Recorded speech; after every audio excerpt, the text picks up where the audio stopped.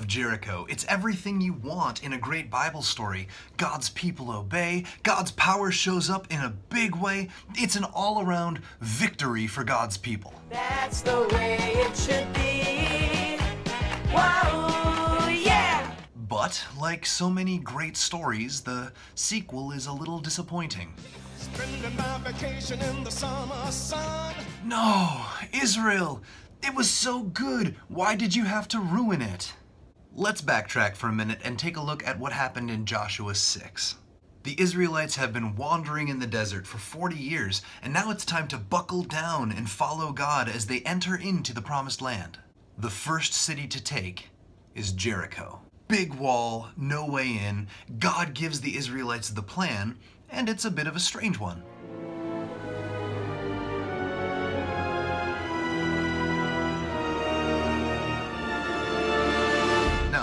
No. That's a different story. This plan is even stranger. In that story, they got in through their own cleverness. The idea was theirs. They are the heroes. That's not the story here. The Israelites are not the heroes. Joshua is not the hero. God is the hero of this story. So they march around the city for 7 days, and then God knocks down the wall for them. He gives them the city. It's God's victory. This is a big deal. God wants them to understand that this is not about them. Their victory in every battle moving forward is going to be dependent on how well they're following God, not on their own strength or cleverness. So with that in mind, God gives them this instruction before they enter the city. The city and all that is in it are to be devoted to the Lord. Keep away from the devoted things, so that you will not bring about your destruction by taking any of them. Otherwise, you will make the camp of Israel liable to destruction and bring trouble on it. It's God's victory, not theirs. Their response should not be selfishness and greed. So the Israelites have this amazing victory, and chapter 6 ends. So the Lord was with Joshua, and his fame spread throughout the land. Yes! Then we come to today's reading, Joshua 7, and it starts with, But the Israelites were unfaithful in regard to the devoted things. Achan, son of Carmi, son of Zimri, the son of Zerah of the tribe of Judah, took some of them. So the Lord's anger burned against Israel. Oh, Israel. Achan blows it. Big time. The Israelites realize something has gone wrong because in the next battle, one that should have been easy, they are beaten. Where was God? Joshua cries out and God tells him what happened. So Joshua goes through this whole process of finding the culprit, and when it finally lands on Achan, he confesses. It is true. I have sinned against the Lord, the God of Israel. This is what I have done. When I saw in the plunder a beautiful robe from Babylonia, 200 shekels of silver, and a bar of gold weighing 50 shekels, I coveted them and took them. They are hidden in the ground inside my tent, with the silver underneath. Busted.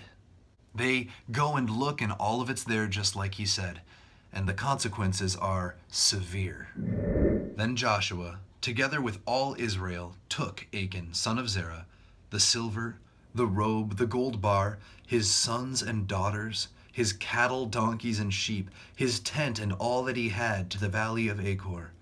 Joshua said, Why have you brought this trouble on us? The Lord will bring you trouble today. Then all Israel stoned him, and after they had stoned the rest, they burned them. Over Achan they heaped up a large pile of rocks, which remains to this day. Then the Lord turned from his fierce anger.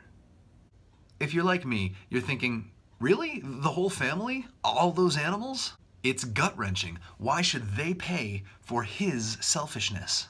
But here's the thing. Sin doesn't stop at self. Let me unpack that. We live in a very individualized society. We forge our own path. We make our own destiny. I'm a damsel. I'm in distress. I can handle this. Have a nice day. But that's not the way things work. Our actions always impact others. Actually, maybe we do want to talk about Troy. That whole story starts when a man takes something that was not his to take. You fool, listen to me. Do you know what you've done? What about your father's love? You spat on him when you brought her on this ship. What about the love for your country?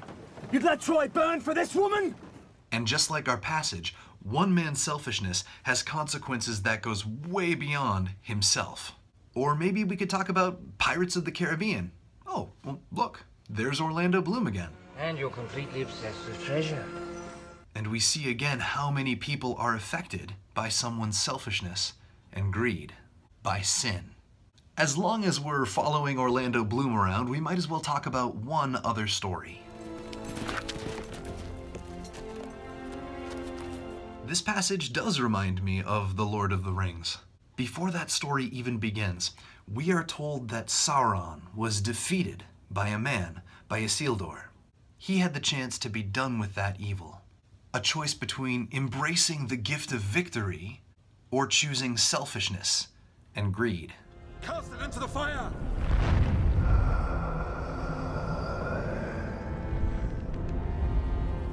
Destroy it! No. Isildur! And because of that choice, the way was paved for that whole world to slip back into darkness. Sin never stops at self. You know what else this story reminds me of? The Garden of Eden. A blessed land full of good things is given to the people by God, with one condition. And that condition was broken. And the consequences reverberated far beyond the person who made that choice. What about you? Is there something in your life buried under your tent?